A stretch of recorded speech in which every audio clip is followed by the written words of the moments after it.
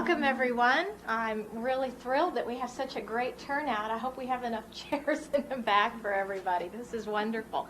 I know that the reason all of these people are here is because Eric is here. And one of the things that you probably picked up from Peter's welcome is the fact that we make these folks work really hard when they come. And so Eric was wonderful. He came to my class yesterday afternoon, and we had an absolutely excellent conversation. And I know that today's conversation will be even better. What I would like people to know about Eric is that he is probably one of the more inventive and eclectic minds in the discipline. Eric's ties in the academic discipline are very close to USC. Eric got his PhD at Michigan State University, and his advisor was Dr. Peter Manji.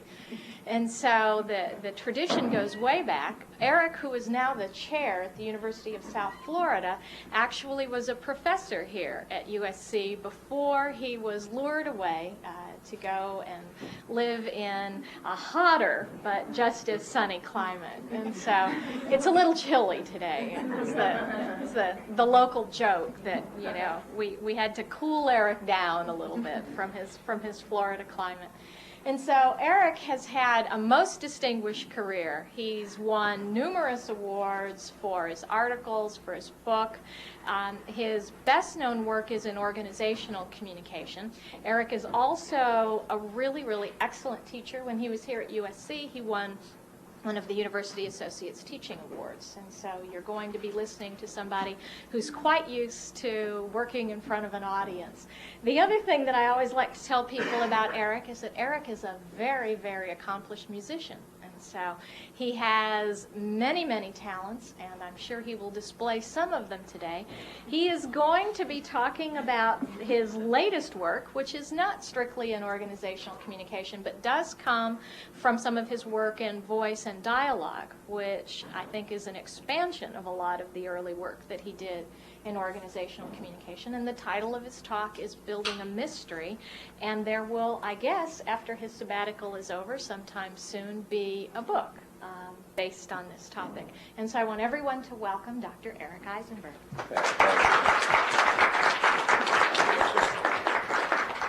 The title of the book will be Surviving That Introduction. I want to assure you that just because I'm a musician, there will be no singing in rounds. Although, given this group, it seems like it's an attractive thought. I want to thank you all for having me here. This is very special for me. It is a great joy to return to a place where I worked so hard as a younger man. I was going to say I had hair then, but those of you who remember know that I didn't. It was darker.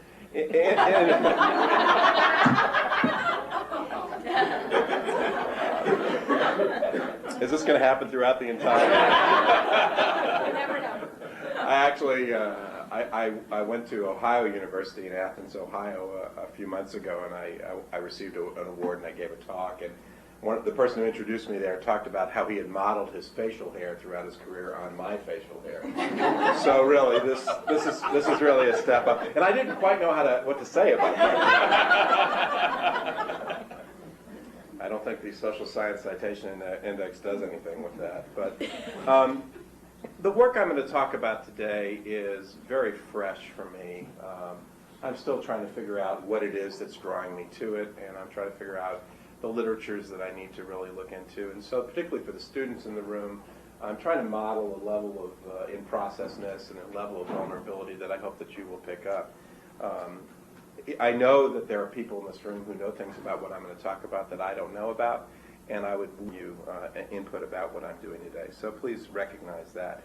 Also, don't be surprised if you see some close connections between the things that I say today and some of your own work, because I've known some of you for a long time, and I've talked with you, and I've read your work, and it's influenced my thinking. In talking about identity in particular, I'm thrilled to have the luxury to start in the middle of a conversation that really has been going on in the humanities and social sciences forever, really. And it's nice to talk to a group that's been part of that conversation, and so we don't have to start at the beginning. Some of my remarks are going to be drawn from a paper that I just published in the Journal of Communication called Building a Mystery. And it's in volume 51, number 3, if you're interested in looking at it more closely. I want to try to set the tone with two quotes. First quote is from a molecular biologist writing about communication between molecules. And the second quote is from a marketing guru and strategist. So the first one, this is Werner Lowenstein in his book about intercellular communication. Werner says, when the fit is too tight, there may be only one mutual position that is compatible with the binding of the two molecules. The probability of binding is low, and hence the information required for finding that position is high. On the other hand, when the fit is too loose, we again get a low probability for binding. Somewhere in between lies the optimal sloppy fit, where the binding probability is highest and the information required lowest. And now from marketing guru Harry Beckwith, his quote is, in talking about marketing strategy, he says, certainty is fatal. As we all mourn the passing of George Harrison, I'm tempted to comment that the quiet Beatle was right. All things must pass. Let me tell you how I see the world as a background to how I see identity and communication. The way I see the world is, as each human being, indeed every living creature, is like a wave on a vast ocean gathering shape and form from seemingly endless pools of energy. And so we'll use the blue marker for this. All right. Every individual, every creature, is like a wave on the vast ocean. Were you expecting me to draw something more technical?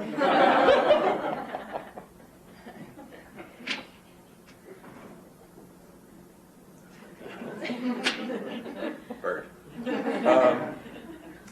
And that the waves, that individuals are like waves in that they are drawn from seemingly endless pools of energy, and the form recedes as quickly as it appears, returning energy to these endless pools. In a way, the cosmic riddle that I like the best is, how do you create life? Take energy, just add information. We're fortunate to live by the ocean. Those of you who live here and living where I do, every time I look out of the ocean, it's a useful reminder of our position in the world, our relationship to what we call others and what we call our environment. If you think for a few minutes about the relationship between a wave and an ocean, it really does specify a very particular kind of relationship between individuals in the world. And that relationship is that the wave is both of the ocean and, in its form, separate from the ocean. But imagine if waves went around thinking that they were somehow apart from the ocean, as we love to do. So the waves come out of the water and they break, and then they go back into the water. And this is the fundamental transience of all life, ever-changing and indeterminate.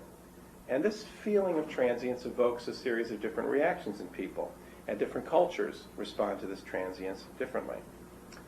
I would argue, and one could argue, that Buddhists and Buddhist philosophy has considered this question of transience completely, and in a way, Buddhism is built around a philosophy of transience.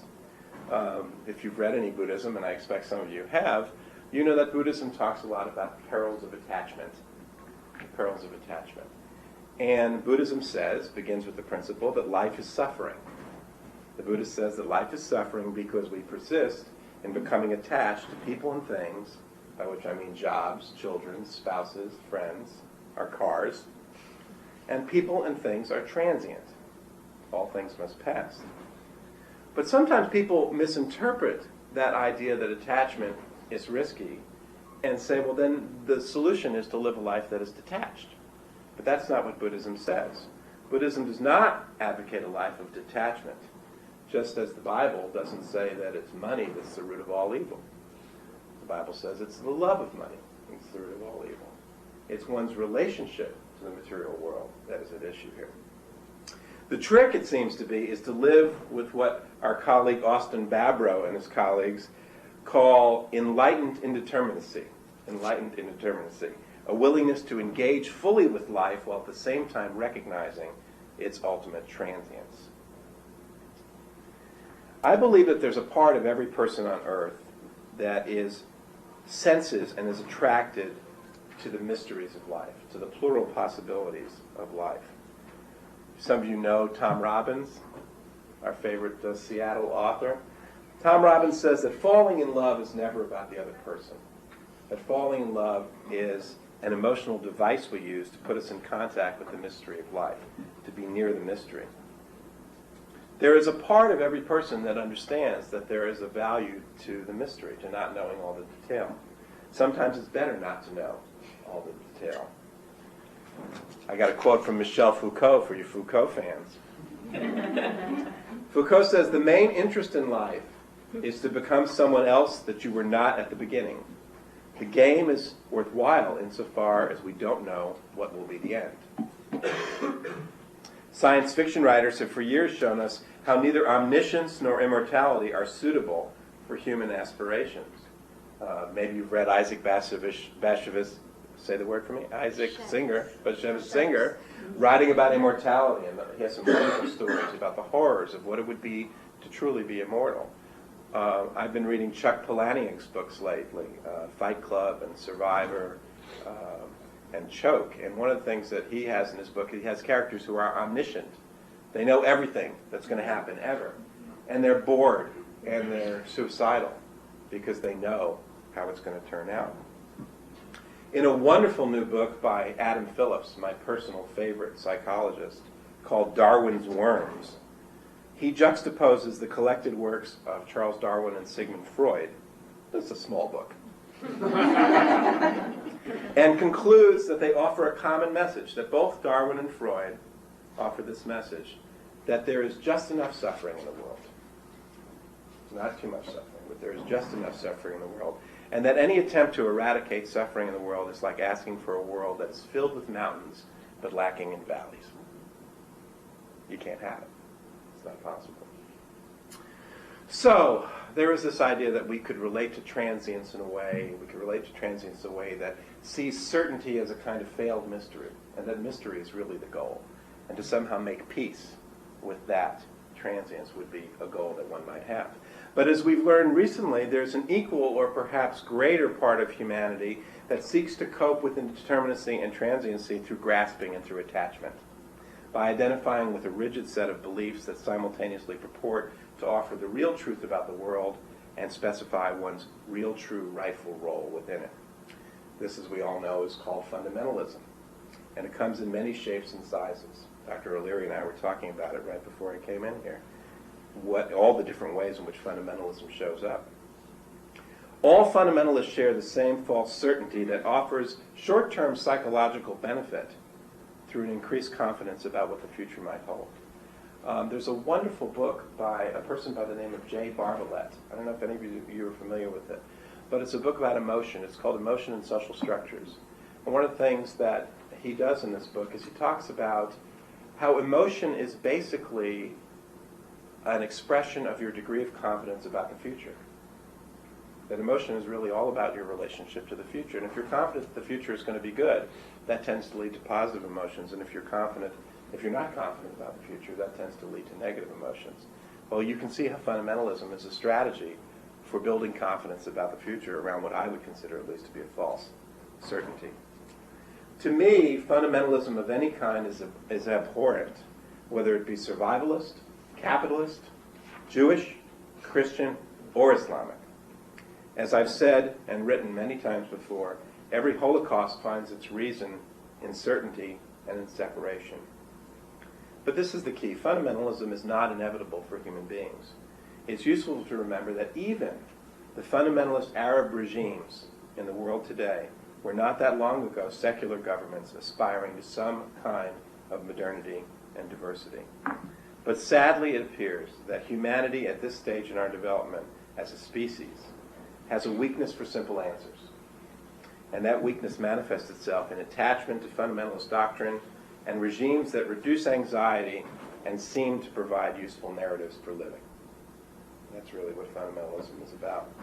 Fundamentalism works by establishing strict boundaries between the truth and the lies, between self and others, between in-group and out-group, and they conceive of life as a struggle between these different people on these various sides of these issues.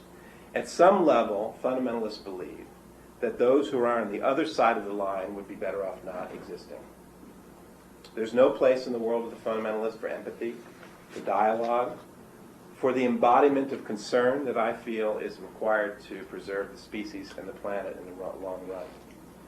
I want to say today, with no hesitation whatsoever, that fundamentalism represents the worst kind of communicative practice, where language and ideas are used to divide people against each other and as a rationale for meanness, murder, and genocide. But it's also useful to understand fundamentalism as a failure of imagination, as a retreat to tired old scripts. I'm pleased to say that at least in theory, there seems to be a readiness for a new way of thinking about subjectivity and the self. Those of you who've been reading postmodern accounts of the death of the self and the post-self and network self and all that stuff that we read, you know that there is a growing sensibility, I would call it an aesthetic, for thinking about workable alternatives to seeking the idea of one true self grounded in one true belief.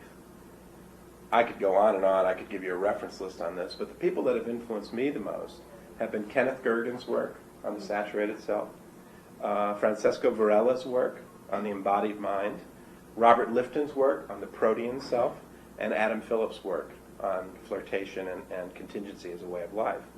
All of these people offer new ways of thinking about subjectivity and selfhood. The pragmatics of being in the world today increasingly suggest to me the benefits of proteanism, using Robert Lifton's term, as an alternative to fundamentalism. It appears to me that the challenge of living today, in modernized societies at least, is not to try to eliminate or reduce uncertainty, but to find ways of living with it, of making a life that makes sense without ultimate foundations, of being able to see differences not as challenges to our ontological commitments, but as opportunities for learning, for expanding, and as sources of strength. Easy to say. How does it feel? This philosophical turn is not new to any of you. It's been a long time coming. In OrgComm and in Org Studies, Tom Peters said to us, oh, Patty, was it 20 years ago that we should learn to thrive on chaos? Yeah. Even today, the pragmatics of what that might mean are still very unclear. It's unclear in the world of technology. It's unclear in the social world. We know that categories are falling apart, but we don't know what to replace them with. Wherever I go in my studies, whether I'm in a telemarketing call center, and if you've never been in one, you really ought to go. Because I know you've experienced what they do on the other side, but seeing behind the curtain is a true Wizard of Oz moment. Whether I'm in emergency rooms, which I seem to be in a lot these days, grade schools, publishing houses, universities, manufacturing floors, I hear the same thing from practitioners, and that is the old models of communicating and organizing, the old models of family and work and loyalty and career and citizenship and nationhood, and all these old models are no longer fitting the bill. They no longer work. But the new ones are not readily forthcoming. Could it be that we, it's a French verb. Could it be that we in communication could help to craft these new exemplars to replace the isolated fixed ego self with a permeable, dynamic protean self, and in other levels of analysis do the same for organizations and nation states? Because without exemplars, we fumble and we flounder. Even in my graduate seminars, which include people who are really inclined to buy into the whole protean thing, there is still a lingering desire to find that interior core of being, that reliable mode of truth. I was talking to the class last night about my work with mental health commissions in Florida and soon around the nation. And one of the things that's so beautiful about these mental health commissions is that they recognize that the state of mental health treatment in this country is abysmal, that the system is completely ineffective. They are ready to change. And as they grasp for how to restructure the delivery of those services and how to reconceive what it might mean, they have nothing, they have no tools to work with. And so they go back to the old toolbox and they pull out hierarchy and they pull out centralization, and they pull out all those old things which are so easily available and so readily used when you don't have an alternative. We have to leave behind once and for all outdated models of communication that seek to fix meaning and establish clarity above all other goals. The idea of one true meaning is very close to and supportive of the idea of one true self, and both ideas are misguided. I want to do one little quote from the paper because I think I could. I looked at it and I said, I don't think I can say it any better than that, so let me see if you agree or disagree.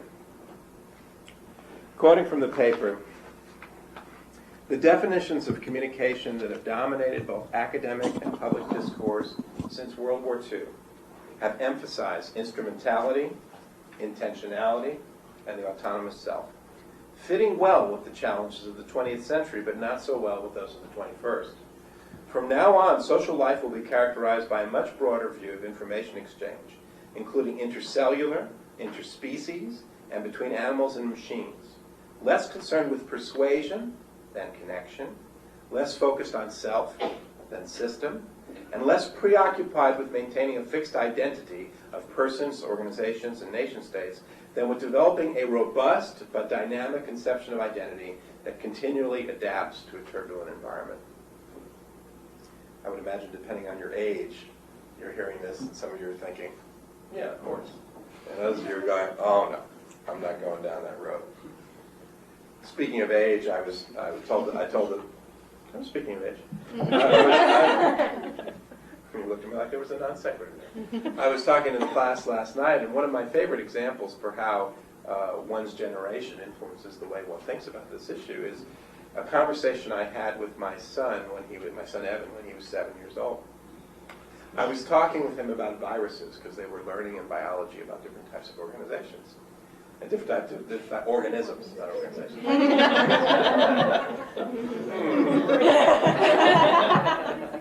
Yeah, actually, yeah, it works.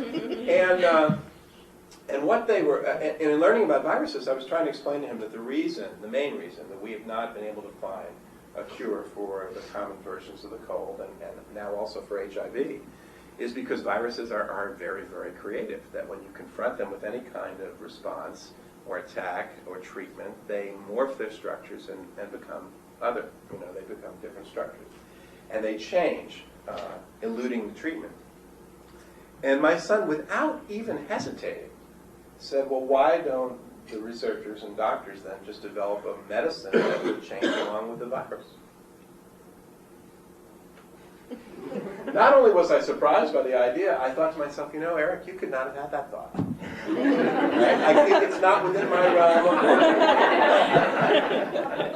But if you think about a generation raised on Ninja Turtles and Power Rangers and Transformers, and I can go on and on and on, they have learned, they have been, from the very first moment they were born, the generation that is growing up today have learned that the way you respond to adversity is not by fighting in traditional ways, but by transforming your fundamental structures. So the question is, what is the analog to that in thinking about identity? Then it gets harder. The question for me is, how can we remain open to a changing world while at the same time standing up for our beliefs? I know some of you were thinking just now. How can we respond to fundamentalism without ourselves becoming fundamentalists? I mean, we all like to quote Karl Popper, right? We reserve the right not to tolerate the intolerant. So what does it really mean, to be that way? To my view, the answer lies in a full and complete rejection of objectivism. Objectivism is the thing that underlies both nihilism on one end and fundamentalism on the other. And to move beyond this, we have to pursue a wholly and fully, finally at last, relational epistemology. Meaning exists only in relationship, not in the world. I'm choosing Buber over Kierkegaard. Okay? Meaning exists in relationship, not in the world.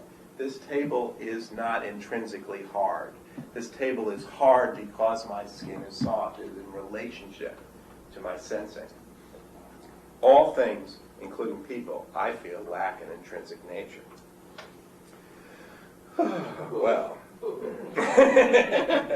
You see, this Analyze that statement. Yes, we'll follow that one back later on, I'm sure, and that would be good. I'd be happy to analyze that, but not right now. Where that leaves us, I think, is seeing life as laying down a path in walking. What I mean by this is not that life is meaningless or unbounded, not at all. Only that the boundaries are not reified. Juxtaposing cognitive science with Buddhism, Francesco Varela and his colleagues put it this way, and I'm quoting from the book called The Embodied Mind, which if you haven't read it, you should definitely read it. Varela says, "We are always constrained by the path that we have laid down, but there is no ultimate ground to prescribe the steps that we take." David Reynolds, who I think lives in Los Angeles, is a brief therapist who studies Japanese psychotherapy, which, if you haven't read about Japanese psychotherapy, oh, it's so interesting. He calls this way of life playing ball and running water. Playing ball and running water. The ability to engage in the world at the same time to see it as transient and lacking in ultimate truths. Even in my study of Buddhism, I found that Buddhists make a distinction between the false Buddha, who they call the pranayama Buddha, who sits on the mountaintop and meditates in isolation, but does not go into the world, and the Buddha who is willing to understand that ultimate reality has no shape and form and is transient, but will go down in the street and engage in the world and in the practical life of the world, which, by the way, is called a bodhisattva, as opposed to a pranayama Buddha. And my friend Adam Phillips says it, I think, best. He says, "When transience is not merely an occasion for mourning, we will have inherited the earth." Love that quote. So now you see where I'm coming from. An indeterminate universe characterized by exquisitely misunderstood transience, in which people seek to cope with this indeterminacy through self-sealing distinctions and attachments, comforting in their false certainty, but destructive, in my view, to the species and to the planet as systems. When I teach my undergraduates about this, I say, imagine if one day your heart decided that it was going to maximize its functioning at the expense of all the other organs. Life works in concert. Life works in relationship. Relationships are what make life life. Communication theorists can help by articulating new ways of relating to others that can serve as exemplars for life in an open-ended, interconnected world. And one way to do that, and what I try to do in this paper and what I'm trying to do in this book, is to take a close look at various lines of research on identity, on how people come to think about themselves and how these perceptions can change over time. I want to distinguish between four, I don't know what to call them, identity processes or frameworks for talking about identity that each come out of a separate literature. And these literatures are not connected to each other. These people are doing this work very much independently of each other. But they're all kind of reaching a level of appeal right now. And I want to talk about what they all have in common. I would see that these approaches are, in a way, different looks of the blind man at the elephant. You know, they're all describing, I think, in many ways the same phenomena, which is the development, maintenance, transformation of identity. But they're doing it from different perspectives. They're distinguishable, I think, but inseparable, and they emphasize different things. Let me draw the first. Oh, I have to get rid of the waves. Leave the bird. Say goodbye to the waves. Yes, I will leave the bird, of course. Won't be the first time I've flipped you the bird.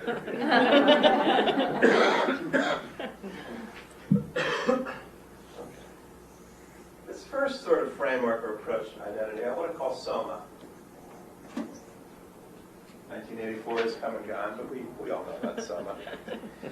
This approach is really enjoying a tremendous resurgence now, and I know that all of you have had some connection with it. But what this is all about is the way in which the body affects the identity that one develops and maintains. There are so many different lines of research that go in this direction. I'm trying to acquaint myself with them. There have been wonderful studies in occupational therapy and occupational science about disability and the effect on the body. Gelia Frank here on your campus has written a wonderful book called Venus on Wheels about a quadriplegic woman and how her quadriplegia informed the person that she became. My colleague at USF, Carolyn Ellis, writes a lot about minor bodily stigma and the way in which people's bodily stigmas affect the kind of identity that they eventually develop. Research on aging normal aging of the body and the way in which aging affects identity is fascinating. There's a lot of really good work on it. And there are models of aging and identity that really need to be looked at closely and questioned because they don't necessarily match the experience of people who are growing older today. And I think in many ways I've been most amazed by and moved by the research on brain chemistry and the way in which brain chemistry affects mood. The book that I first read years ago that kind of turned me onto this whole field was Peter Kramer's Listening to Prozac, where he went in and actually listened to patients who were taking Prozac. And again and again, what they said is, I finally am back to being the real me.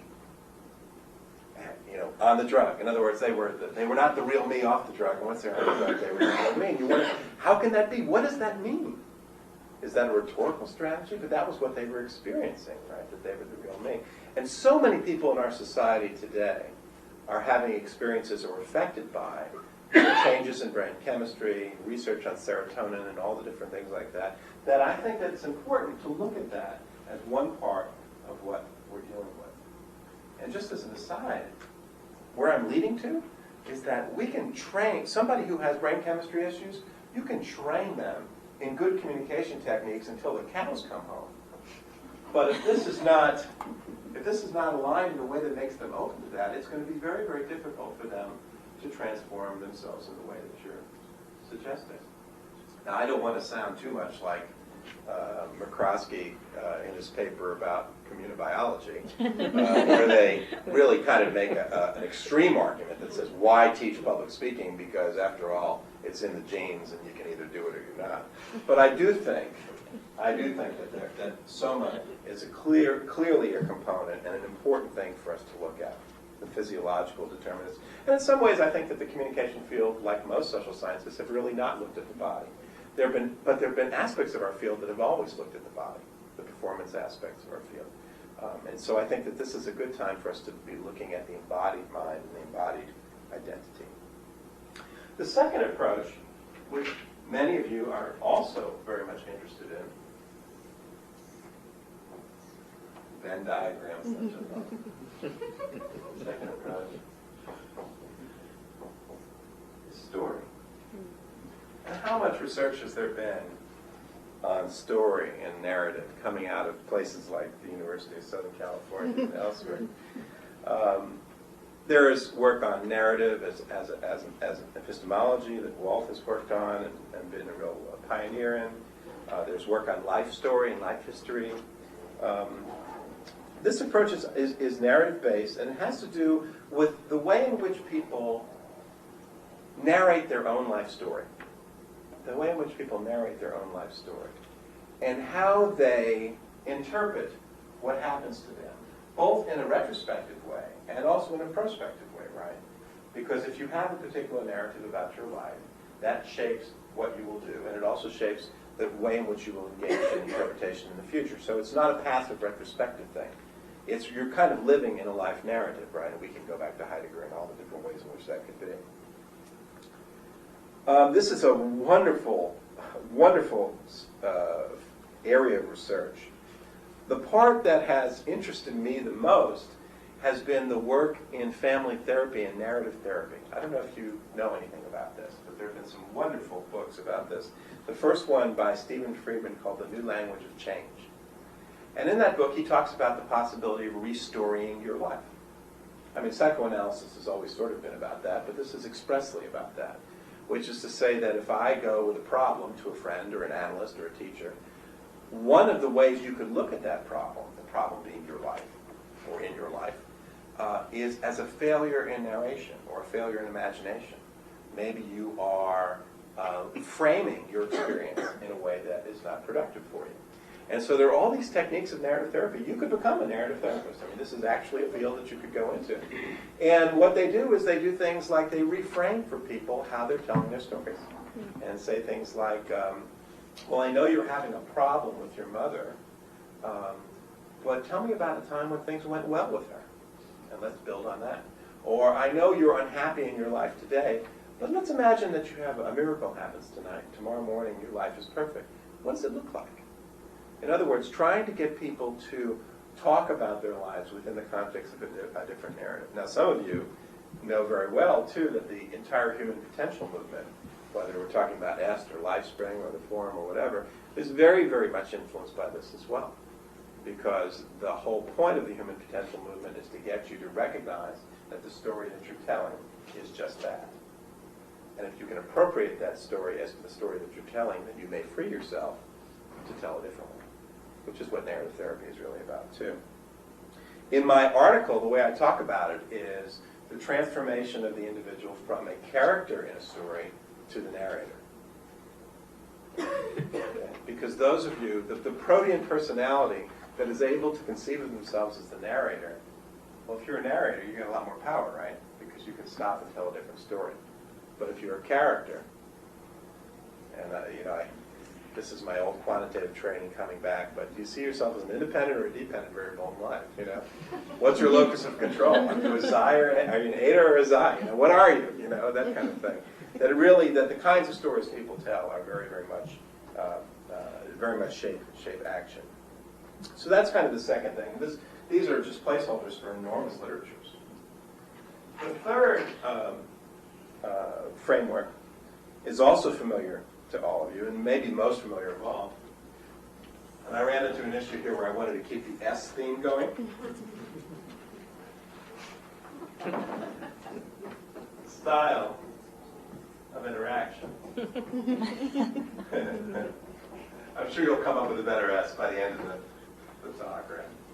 But by style of interaction, I'm referring specifically on the attempts that we all make to try in our interpersonal communication classes and in our interventions with organizations and in our action research to get people to communicate in different ways, right? To get people to communicate in different ways. And the literature, as Patty alluded to, that I'm most acquainted with is the work on empathy and dialogue and group process and trying to encourage people to be open to multiple perspectives. You're beginning to see something here, right?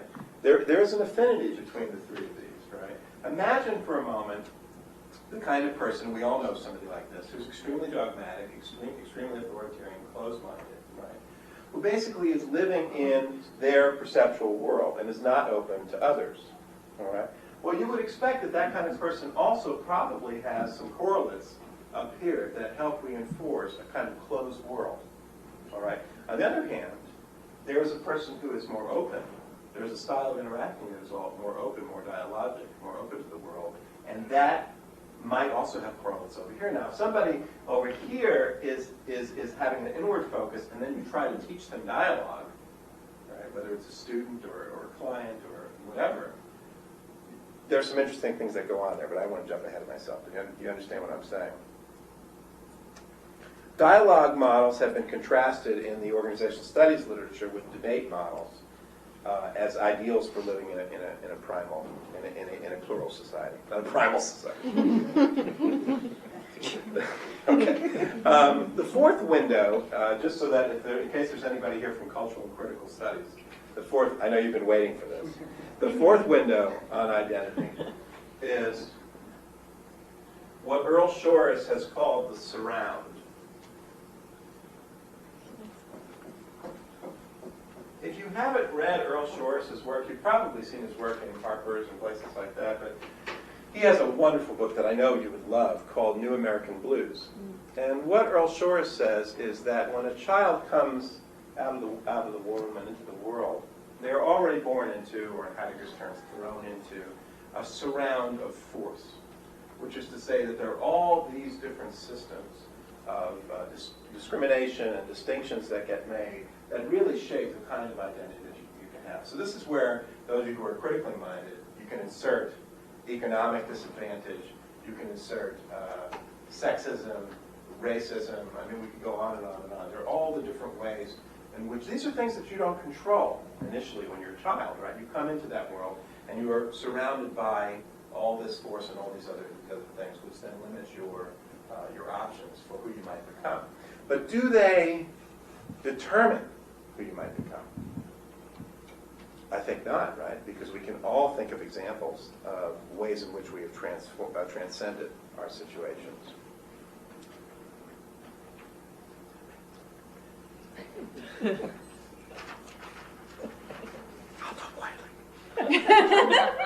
one of the things that Shores did, and if have you seen him? It's a very interesting guy. Shores describes what he calls the what he eventually founded at Bard College called the Clemente Project, with Roberto Clemente. Clemente was involved in it. One of the things that he did is he did a study of basically why are the poor and disadvantaged in the United States, why are they where they are, which is of course an old question in political theory. And what he found was that again and again people said to him, we don't need technical training. We don't need job training. Okay?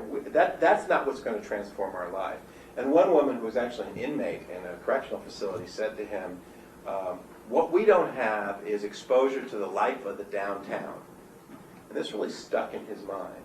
And so Bard College created this Clemente program to basically teach poor and disadvantaged people who didn't go very far in education in their life, were economically disadvantaged, about the arts and the humanities. And it's an extraordinary program. And I've had the pleasure of being involved in it. We have one at USF now. Bard really gave us a hard time, too. They're like, Florida? Really? But what we do is we recruit people from the community, and we teach them, these are people who barely finished high school, we teach them philosophy, art appreciation, and you know what? As a teacher, you're reborn to it, right? Because people are asking very, very fundamental questions, and it's very, very relevant. So what Shores found, and I think the Clemente Project has graduated some extraordinary successes, you might go on the web and look at some of the examples of it, is that people can transcend their circumstances, and many people in this room, I know personally, have transcended their circumstances, but it is very tough to transcend a surrounding force, as we all know from all the research on critical studies. So now I just want to imagine, for argument's sake, I was going to actually bring in a couple little dolls, but imagine for a moment, see if you can picture Chucky from Child's Play. If you're laughing and you've seen that movie, I already know something about you, right? Here's Chucky over here, and maybe over here is Lucky. Okay, we've got Lucky and Chucky. You should have got the dolls. Sorry, I didn't go. Right? Okay, well, that's a whole different talk. We've got Chucky and we've got Lucky. And imagine that Chucky is kind of the comorbidity kind of example of the person who's got all these things going on, right? They've got brain chemistry issues, they've got bodily issues, maybe they've been abused. No one has ever told them that they could be anything. I mean, one of the wonderful things about working with upper and middle class kids is that you say, well, what do you want to be? And they always give you the same line, which is, my parents told me I could be anything I wanted to be. Well, not everybody gets that message, right? So this person's not gotten that message, and they've got bodily issues here too. And the style of interaction that's been modeled for them is not a style of interaction that's very much leading towards inclusion and learning and all that kind of stuff. And the surround is kind of negative. Well, that's kind of the worst case scenario. And you saw what happened to Chucky. Right? I mean, he went around with the little knives and the paper clips and all that kind of stuff, right? On the other hand, we have Lucky over here. And this person, this doll, really is lucky because let's say that they were lucky enough to be born without any facial flaws, without any major disability. They've been told that they are going to be, a great leader and happy in their life. And maybe even they've had positive models for interaction, how to be empathy, good listeners, all that kind of stuff. The point I want to make is that these things are related to each other, and they're very much they influence each other. It's sort of what's the word I'm looking for? The word is not self-fulfilling. Maybe interrelated is the word. Maybe already said the word. They're related to each other. And what I see is that as you move in the direction of Chucky, what you are getting in all of these literatures, and they're all talking about it in different ways, is you are getting a self-consciousness and an inward focus. Okay, which shows up as insecurity, which shows up as an inability to go out in the world and to be open to the world because you're afraid at some level. You're either afraid because you're anxious and depressed, or you're afraid because you know you're a loser, or you're afraid because you don't have the communication tools to go forward. On the other hand, on Lucky's side, Chucky and Lucky I'm thinking screenplay. We have a willingness to be other consciousness or world consciousness. What some family therapists talk about is environment sensitive as opposed to more consensus sensitive or individual sensitive. And you have an outward focus. And so this is a lot of what my work is about today, is thinking about how all of these things are, the word I was looking for, reinforcing. They tend to be reinforcing of each other. And so, here's the question. If it is the case, as Kenneth Burke tells us, that we are rotten with perfection and always looking for ways to go inward and to improve ourselves, and certainly it's the American way, to always improve ourselves in every movie, in every TV show. It's always the same message, is that all you have to do is look inside and you have to find the inner strength, the same damn message over and over again, right? If that's the case, the question is, where do you enter this process, right? Isn't that the question? Where do you enter this process? Well, a critical theorist or a political theorist might say you have to enter and begin with the surround, right? Because if the conditions, if kids don't have breakfast before they come to school, they're going to be very, very difficult to teach. If their family, you understand where I'm going here? All the different social and economic and historical factors that make up the surround shape the identity. So that's one way in. But won't you predict from this model that if you come in that way, but if you've got problems here, you're going to come up against obstacles, right? There are people who say, just put the kid on medication, right? We'll start here, we'll start here. We'll do plastic surgery, we'll do medication, we'll make them lose 20 pounds, whatever it is, we will try to get the cycle going in the right direction, working here. Again, you can work here, but many people will tell you, you go on medication, but you're still in a crappy environment, you don't have these skills, and all that kind of stuff, it's not going to work for you either. You could try to go in this way, as the narrative therapists do and the psychologists do. This is very interesting. I've known many, many, many people who've gone through lots and lots of psychotherapy and have really figured out why they're screwed up. Yeah. But it doesn't seem to make a hill of beans of difference. Okay? Because they've got the new narrative, but they can't make it work in their life. Either because they feel physically unable or they don't have the communication tools to do it. And then, of course, we do so much of this. We do this in the classroom. We do this as consultants. We try to teach people different styles of interacting. And this, in fact, is the motivation behind the communibiological stuff, which is that, a lot of this stuff doesn't stick. Right? And it doesn't stick because it doesn't fit within the reinforcing quality of the system. So, of course, what I'm building up to here is that as we think about identity and change, it would be useful for us to think about all of these factors and the way in which they relate to one another, and might even bring us closer together in terms of our literatures and the kind of work that we do. But I think that there is a unifying theme, and that unifying theme is self-consciousness. Okay, but somebody once said, I forget who it was, said that when you're truly happy, you kind of disappear. You are doing what you're doing. But that when you have a problem, you show up as an object of attention. Okay, and there really are kind of two different styles of dealing with the world, and I think all of these kind of go in that direction. Now, most of us are somewhere in the middle between Chucky and Lucky.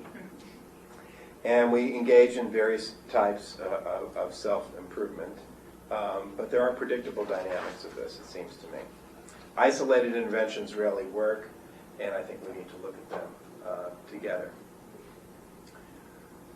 Just to close now, there are many, many, many serious applications of what I've shared with you today, and I've already tried in talking with my political science friends and with my neuropharmacological friends and with my dialogue friends and with my life history friends to say, taken alone, the life history is not the end-all and be-all of behavior. It's not likely to make a difference given the other things that are going on in this person's life. But I also want to share with you in a somewhat more lighthearted vein that one of the inspirations for thinking about identity this way has been my obsessive attention to The Sopranos, the TV show. Have you seen The Sopranos on HBO? Some of you are waiting anxiously for the third season, right? I have the soundtrack. I've got the Tony Soprano doll. I got the whole thing. And we all love to look at movies and film and TV when we talk about communication. But The Sopranos has been really interesting because there is a study in postmodern identity, right? There is a study grand narratives run their course, right? Because, you know, there's the mafia way of being in the world and what it means to be a mafia don and being in control and being violent and all that kind of stuff. There's how Tony gets to be a father, how he gets to be a wife. All of those narratives no longer work for him. They have all become obsolete. And so he is improvising a new way to be a godfather, right? And so if you don't watch the show, I'll tell you that he'll go out and cut somebody's head off, and then he'll go, you know, take his Prozac and go in for therapy, right? Because he's caught in between all these different things. He's trying to apply still traditional black and white values as a parent, as a spouse, as a godfather, to an increasingly uncertain, transient, and turbulent world. And to me, the dramatic tension in the show is as he becomes increasingly frustrated, the audience begins to anticipate his eventual collapse. With a combination of satisfaction, there's a kind of a moral satisfaction of, yeah, you know, this will not hold, but at the same time, some sympathy and some sadness towards him, right? And I think the mixture of satisfaction and sadness is about this. I think it's, even though we don't want to believe it, The Sopranos shows us that certainty is fatal and that alternatives are yet hard to find. So that's all I had to say, and I would love... Walt! Let me respond. It seems to me that what you talked about is just one very, very useful. But I'm also impressed by how it reflects your musical background. And it seems to me you're talking about life as a jazz improvisation. Okay? It's a riff. And if that is accurate, what happens to your idea of objectivity? Isn't there a line even in a riff that must be in line with a theme or a melody or something of that sort? I'm getting at your total rejection of all objectivist knowledge, or at least your statement. My notion is reinforced by what you said about the Sopranos. Okay. The key word was improvisation. Right. Okay? The kind of self you're talking about is you have to view the world in an improvisational way. Right. How does that sound? That is very consistent with what I believe, and I think that's exactly the kind of view of identity that I'm talking about. And to take your question about what is kind of the bottom, you know, what is the grounding against which you improvise, my view is that is also a kind of socially constructed set of rules. It's just agreed upon at a different level and adhered to at a different level. And that really becomes invisible to people, I think. I mean, if there's reification, that's where it happens. But the thing I like about your point so much is that it is that balance between the ability to improvise and the ability to feel grounded in what I would say is a kind of socially constructed structure is really the model of identity that I'm talking about there. And in a way, fundamentalism is kind of overdetermined view, right, where you don't have a lot of choices. And I suppose nihilism is the opposite. But yeah, thank you. Not much into jazz. Who, me? As a fundamentalist, are not much into jazz. You know, that would be an interesting experiment. I love that idea. Tom, what do you think? Well, I liked your talk, and I liked a couple things, but I want to talk for a moment about the way you use the term fundamentalism. Okay, good, please. Because I think fundamentalism as a concept is known by that which we contrast it against. And you can contrast it in a lot of different ways, symbolically, to give character to the other. One common way would be to contrast a fundamentalist view with what we might call, for instance, a cosmopolitan view. Okay. Now, the question I have is, no matter how you frame these two alternative views, are they really commensurable? In short, can we have the kind of discourse that you envision between two worldviews that don't really acknowledge the legitimate place in the conversation for the other? Your rejection of fundamentalism, in short, which, by the way, I would share, it is so defined by how you construct your universe, right, that it fails to apprehend that your universe is as completely and totally unforgiving as is theirs. Right. In short, you know, global capitalism. Global capitalism is as intolerant of fundamentalism as fundamentalism is of global capitalism. They both presume another in which there's no room for this kind of coexistence. Right. And so how do you work back dialogically when the very frame of organization creates the absence of space for such interaction? Oh, that is, I mean, that is, to me, that is the key question. And I think I have something like an answer. See how this feels. I don't believe that fundamentalism or anything like it is sort of closed to outside input forever and ever. I think that there's a sense in which every worldview needs to be reproduced day in, day out, week in, week out. In other words, I don't think that fundamentalism is a thing. I think it is a continued accomplishment. All right, and I read a very interesting piece about education in certain fundamentalist countries, and the kind of thing that the children get taught essentially are recreating the next generation of fundamentalism. And so I guess what I'm suggesting is that I believe enough in the sort of universe of ideas that if we could articulate as academic scholars alternate frameworks for thinking about the self, that those would then become available. Now, would they be picked up, not picked up? The politics of that are very, very unclear and more along the lines of what you're saying. I think that it is possible to put things into the mix that might change the way in which it gets reproduced going forward, particularly in a media-connected world. I think that people do encounter things that are different. Does that do away with the political agenda to make that, to make the other, outside of the realm? Of course not.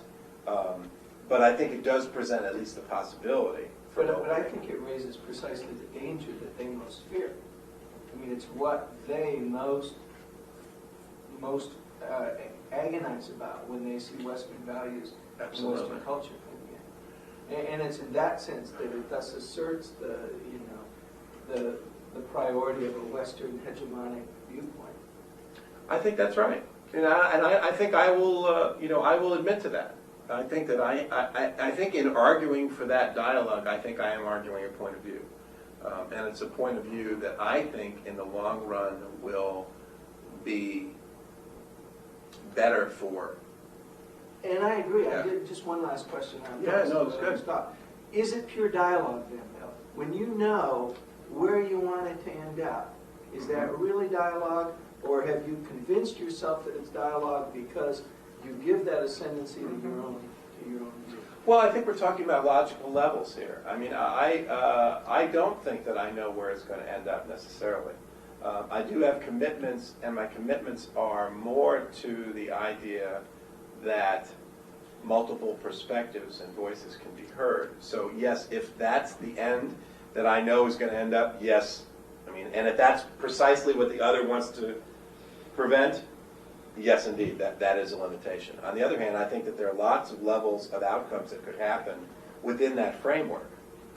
And that's, I think that's what the last few months have left us all thinking, which is like, what is the framework to which I do not wish to negotiate, right? And what are the frameworks underneath that I do wish to negotiate, right? I mean, that's how I've been sort of coming at it. Thank you, Bill. Good questions. I am actually relatively certain that the audience would like to thank you.